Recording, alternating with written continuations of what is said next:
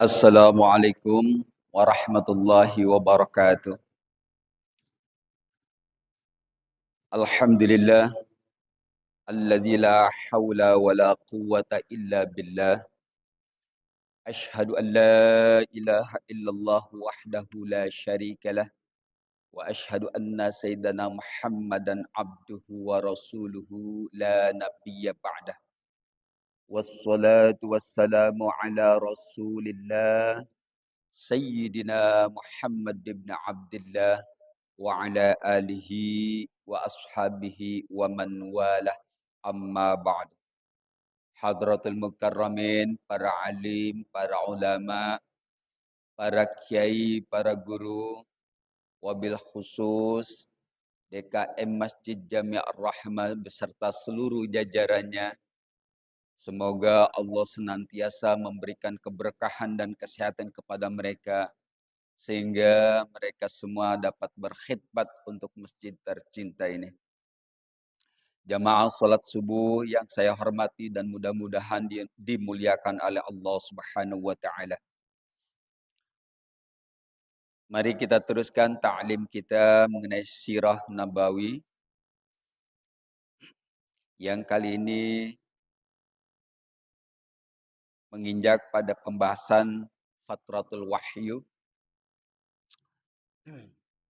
Namun sebelum itu mari kita bacakan suratul Fatihah wabil khusus bagi pengarang kitab ila hadratin Nabil Mustafa Muhammad sallallahu alaihi wasallam wa ala alihi wa azwajihi wa dzurriyyatihi wa ahli baitil kiram wa ila jami' ikhwanihi minal anbiya'i wal mursalin wal awliya'i wasyuhada'i was shalihin was sahabati wat tabi'in wal ulama'il 'amilin wal musannifin al mukhlasin wa jami'al malaikatil muqarrabin wal jami'il muallimina khususan لمصنف هذا الكتاب شيخ محمد بن عافية البجوري الخضر أن الله أن يعلى درجاته في الجنة ونفعنا الله بعلومه وأنواره وأسراره في الدنيا والآخرة وإلى جميع أرواح من الجماعة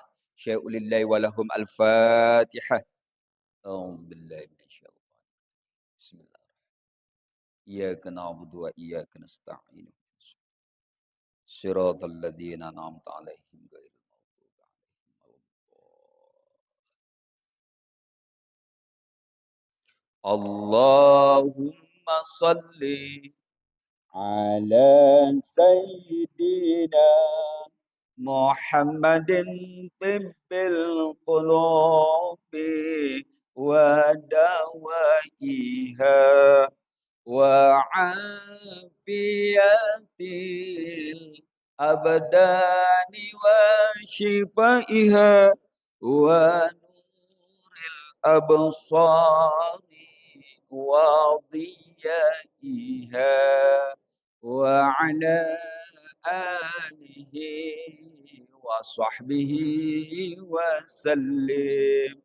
اللهم صل على سيدنا محمد طب القلوب ودوائها وعافية الأبدان وشفائها ونور الأبصار وضيائها وعلى آله وصحبه وسلم. اللهم صل على سيدنا محمد طب القلوب ودوائها وعافية الأبدان وشفائها ونور الأبصار وضيائها وعلى آله وصحبه وسلم. Allahumma salli wa sallim wa barik alaihi wa ala alihi. Kemarin kita sudah membahas tentang permulaan wahyu, di mana diceritakan setelah turunnya wahyu, kemudian setelah diceritakan kembali kepada Sayyidah Khadijah, Sayyidah Khadijah bertemu dengan anak pamannya Warakah bin Naufal. Dan di sana terjadi penegasan oleh Warakah bin Naufal bahwa itu adalah yang datang malaikat Jibril atau An-Namus yang juga datang kepada Nabi Musa. Sebagai penutup untuk mempertegas keyakinan Warakah bin Naufal, beliau mengatakan,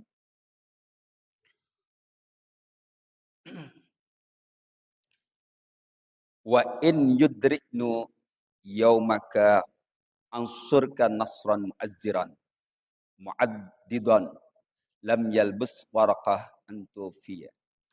Warakah setelah mendengar cerita yang lengkap tentang apa yang terjadi pada baginda Nabi Shallallahu Alaihi Wasallam, Warakah bilang, seandainya saat itu aku ada, artinya belum wafat, pada saatnya nanti, ansuruka, saya akan menolong nasran mu'azziran, yang sekuat tenaga. Jadi Warakah kan sudah bilang, kamu akan diusir dari negeri kamu. Jadi kalau saya masih ada, masih hidup ketika kamu mendakwahkan diri nanti dan mengalami perlawanan dari kaumnya, Warakah bilang, saya akan membela kamu dengan sungguh-sungguh. Tetapi ternyata Warakah lam yalbus, tidak lama setelah mengatakan itu, sebelum Rasul mendakwahkan, Warakah wafat. Jadi sebenarnya Warakah yang pertama iman.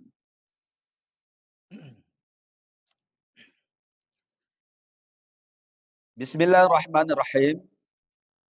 Qala al-musannifu rahimahullah wa nafa'ana Allah bi'ulumihi fid dharain. Fatratul wahyi wa'udul wahyi. Waktu jeda dan masa kembalinya wahyu. Wa fatarul wahyu muddatan lam yattafiq 'alaihal mu'arrikhun wa arjaha aqwaluhum fiha arba'una yauman. Soal ada jeda setelah wahyu pertama ke wahyu kedua, para sejarawan, mu'arrikhun, para sejarawan tidak sepakat seberapa lama jedanya. Tapi yang paling kuat dari pendapat para ahli tarikh tadi adalah arba'una yauman, 40 hari sejak wahyu pertama. Jadi kosong. Setelah Iqra bismi rabbikal ladzi khalaq, wahyu lain tidak turun kecuali setelah 40 hari. Kenapa itu dilakukan? Allah perlakukan seperti itu. Liyashtadda syuqur rasuli lil wahyi. Agar Rasul merasa rindu soal wahyu tadi. Waqad kana, dan ternyata betul Rasul mengalami kerinduan yang sangat. Fa innal hala ishtadda bihi alaihi salatu wassalam hatta sara kullama atadirwata jabalin.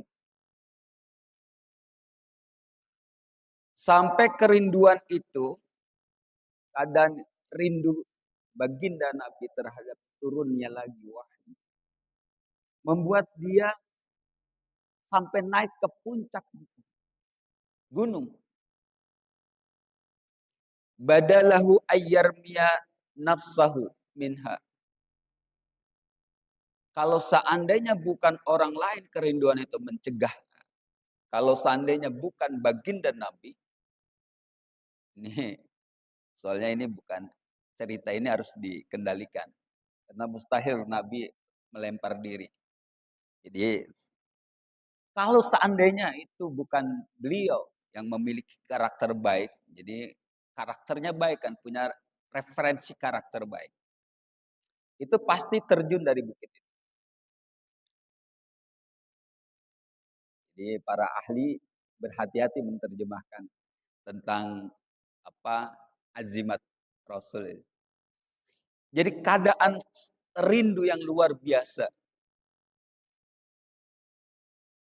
Kalau seandainya kita seseorang mencintai seseorang, mencintai, lalu orang yang kita cintai itu mengatakan cintanya kepada kita.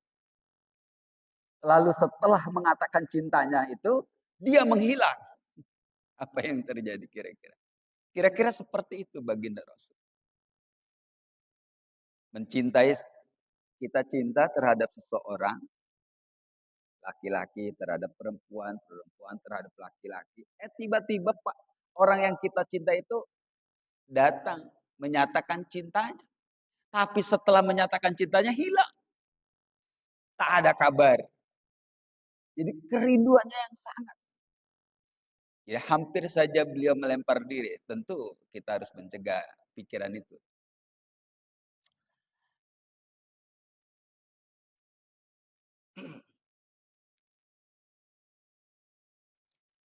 Hadran min qati'atillahi lahu. Karena merasa khawatir bahwa Allah memutuskan hubungannya setelah itu dengan beliau. Jadi ada rasa ketakutan, khawatir. Takut sangat. Jangan-jangan Allah menjauhi salah saya apa gitu. Ya kayak kita ditembak seseorang, kemudian orang itu menghilang tanpa pesan. Tidak ada nomor WA, tidak ada alamat pindah, tidak bisa ditemui, hilang seperti itu. Jadi ada ketakutan, baginda, jangan-jangan Allah marah, jangan-jangan apa gitu. Pokoknya ketakutan. Ketakutan Allah membiarkan, mengabaikan Rasul. Ba'daan arahu ni'matahul kubra. Jadi ketakutan itu setelah Allah perlihatkan kepadanya keagungan yang luar biasa. Turunnya wahyu merupakan pengalaman yang luar biasa tentu saja. Dan risalah itu tentu beda lebih besar daripada cinta, masalah cinta. Jadi kerinduannya double, berkali-kali lipat. Wahia ikhtaruhu li ayyakuna wasitatan bainahu wa baina khalqih. Di mana beliau sudah dibilang oleh Jibril, anta Rasulullah. Ana Jibril wa anta Rasulullah. Di mana Allah telah memilih beliau untuk menjadi wasitah, perantara antara Allah wa baina khalqih, dengan makhluknya. Fayatabaddalahul malaku qailan. Tiba-tiba dalam kegelisahan di puncak gunung. Dan dengan segala perasaan yang kalut gitu ya. Kacau. Antara takut ditinggalkan Allah, dibiarkan. Lalu tiba-tiba malaikat Jibril datang dan berkata, anta Rasulullahi haqqan. Apa iya saya ini Rasul? Apa iya? Kau cuma sekali. Jadi berita yang dibawakan Rasul Jibril itu kemudian agak sedikit ragu Rasul. Lalu Jibril datang tiba-tiba, kata Jibril, anta Rasulullah haqqan. Engkau benar Rasulullah. Fayatma'anna khatiruhu wa yarji'u amma azama alaih. Setelah Jibril mengatakan itu, tenanglah hatinya. Dia kembali sadar akan apa yang ia pikirkan. Jadi membuang pikirannya jauh-jauh. Hatta aradallahu ayyadhara lil wujudi nurad dini fa'ada ilaihil wahyu. Sampai Allah memperlihatkan kekuasaannya berupa cahaya agama, yaitu kembalinya wahyu. Ya, 40 hari tanpa pesan setelah wahyu pertama. Enggak ada lagi. Sementara berita yang didapat dari Warakah bin Naufal membesarkan. Jadi antara kerinduan Fabainama huwa yamshi itsami'a sautan minas sama'i farafa'a ilaihi basara. Ketika beliau sedang berjalan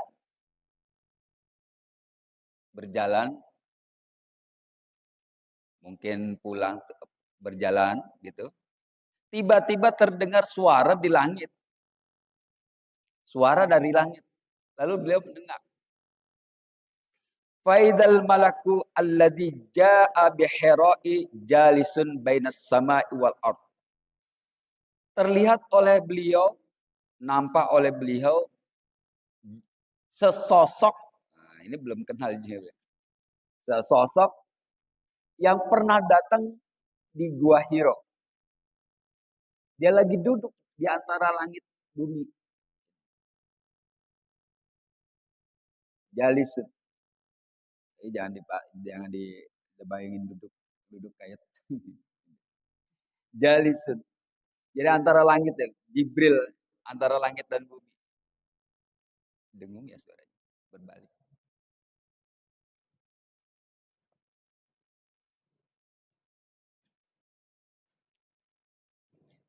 Fara'bun minhu litadkira ma fa'alahu fil marratil ula faraja'a wa qala dassiruni.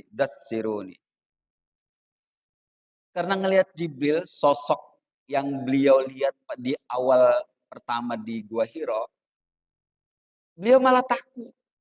Karena ingat perlakuan malaikat Jibril membekap itu, memperlakukan terhadap beliau, dia takut. Karena itu dia langsung pulang dan berkata kepada orang rumah. Kenapa ini saya terjemahkan orang rumah? Karena ini fiilnya amr lijami. Jadi bukan hanya kepada istrinya, mungkin ada anaknya. Selimuti aku, selimuti aku, selimuti aku. Nah, ketika beliau terbaring tadi,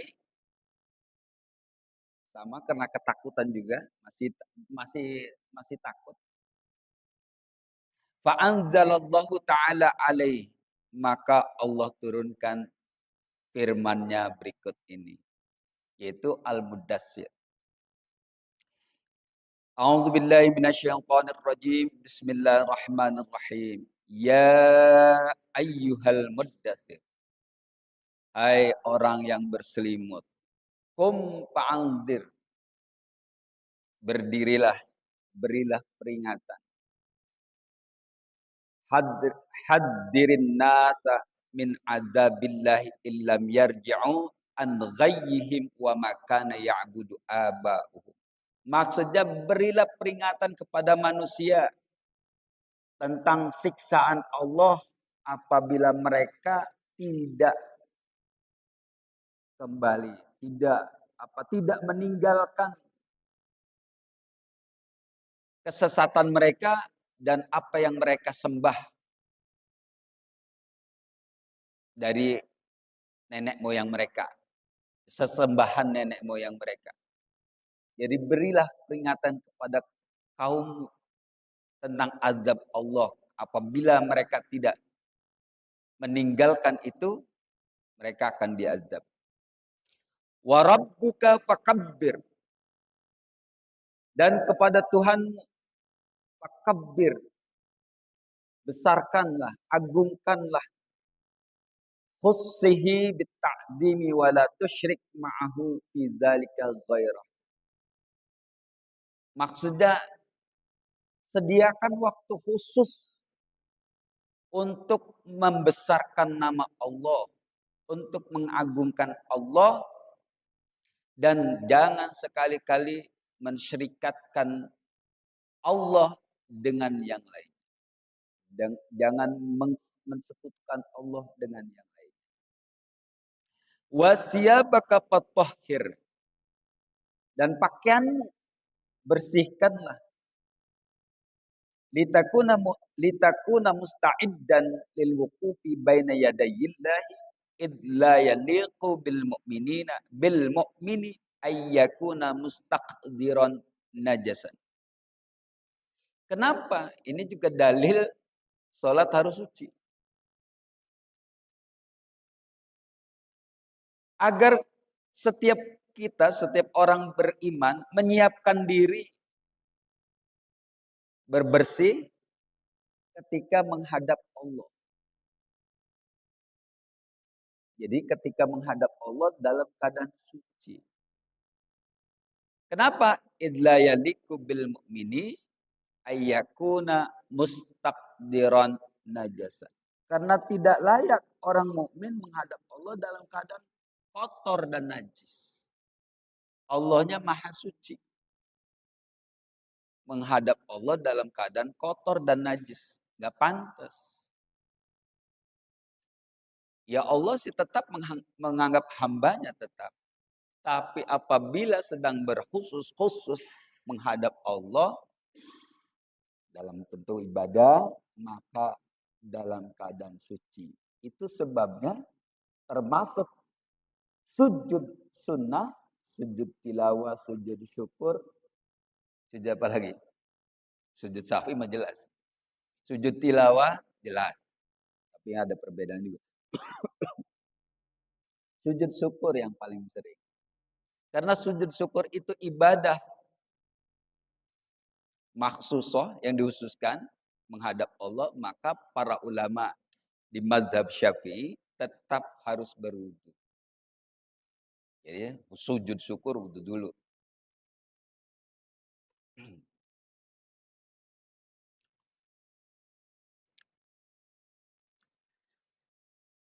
Warrujza fahjur.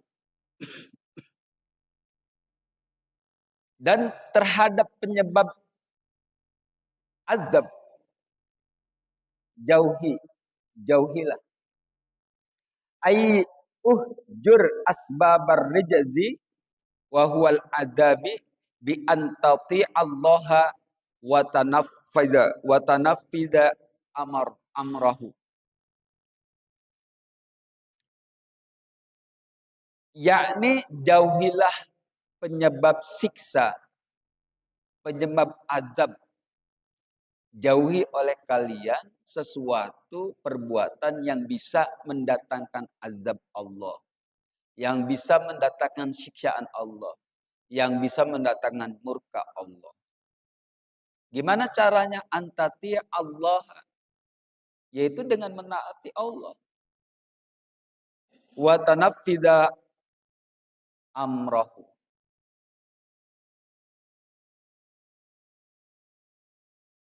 Dan melaksanakan seluruh apa yang diperintahkannya. Wala tamnun tastakthir. Dan janganlah engkau memberi tastakthir untuk mendapatkan hal yang lebih banyak. Nah ini banyak nih sering kita kerjakan nih. Ngasih orang supaya orang lain memberi banyak. Wala tahab ahadan hibatan wa anta tatmau an taghida minal mauhubi aksara mimma wahaba. Janganlah kamu memberi sesuatu, memberi hadiah kepada seorang pun wa anta tatmau, sedangkan di dalam hatimu ada keinginan antas taghida minal mauhibi, untuk mendapatkan balasan pemberian aksara, lebih banyak ma wahabta, dari yang kamu berikan. Ngasih untuk mendapatkan lebih banyak. Yang paling sering suap. Nyuapnya 1 miliar untuk mendapatkan sekian miliar. Oh, itu udah dosa itu. Perbuatan memberi untuk mendapatkan sesuatu yang lebih banyak sudah salah. Apalagi suap. Jadi dalam keadaan yang halal aja ngasih hadiah, tapi dalam nggak ada urusan dengan proyek. Ngasih hadiah, tapi di dalam hati kita pengen dapat yang lebih banyak. Nah itu udah nggak boleh. Fahadha laysa min sya'nil kiram. Kenapa? Perbuatan itu bukan perbuatan terpuji. Itu bukan kedermawanan. Kelihatannya dermawan. Banyak kan? Politikus terutama. Ngasih, dipoto, diabadikan. Untuk mendapatkan proyek sumbangan. Untuk memperoleh donasi dari lembaga-lembaga. Padahal mah yang dikasih berapa, yang didapat berapa. Itu penting itu. Wa rabbuka wali rabbika fasbir, dan terhadap urusan Tuhanmu maka bersabarlah. Ala ma yas ala ma sayal ala ma sayalhituka man ada qaumuka hina tad'uhum ilallah. Sabar terhadap apa? Terhadap perlakuan kaummu, terhadap perlakuan yang buruk dari kaummu, terhadap perlakuan penentangan mereka. Bahkan kita lihat sejarahnya begitu dahsyat. Orang-orang yang beriman mengalami penyiksaan. Bahkan diboikot pernah. Jadi Rasul sudah dikasih tahu nih, pada wahyu kedua. Kamu akan mengalami kesulitan-kesulitan. Wali rabbika fasbir. Ingat tuh ya. Ini enggak apa namanya, bukan yang enak-enak nih saya kasih. Jadi kalau seandainya mengalami kesusahan, ingat nih, wali rabbika fasbir.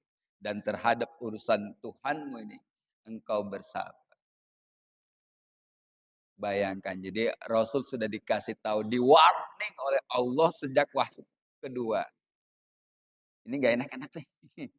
Ingat, siapin diri. Nanti kaummu akan mencelakakanmu.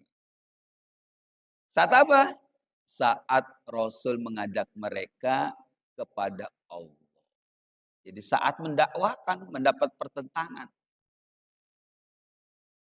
Kalau nggak mendakwah sih nggak ditentang. Bahkan Rasul sendiri merasa aneh. Apa iya saya akan diusir? Kan mereka menghormati dan menyukai saya.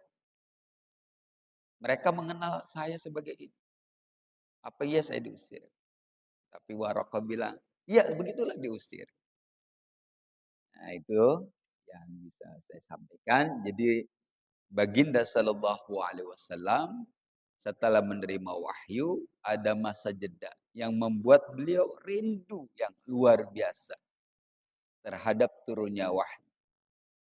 Dan begitu Jibril menampakkan di langit, lalu beliau masih takut, trauma. Masih takut juga, pulang diselimuti, baru setelah itu, ya ayyuhal muddatsir. Jadi bukan lagi tidur, belum tidur. Jadi ya ayyuhal muddatsir itu bukan ngebangunin orang tidur. Orang yang ketakutan, selimutin, suruh bangun. Jangan takut. Itu saja. Wallahu a'lam bissawab. Al-Fatihah. A'udzubillahi minasyaitonir rajim. Iyyaka na'budu wa iyyaka nasta'in. Ihdinas siratal mustaqim. Siratal ladzina an'amta 'alaihim ghairil maghdubi 'alaihim waladdallin. Mari kita baca kafaratul majelis. Subhanakallahumma wa bihamdika asyhadu an la ilaha illa anta astaghfiruka wa atubu ilaik. Kurang lebihnya mohon maaf. Akhirul kalam. Wallahu muwaffiq ila aqwamit thoriq. Wassalamualaikum warahmatullahi wabarakatuh.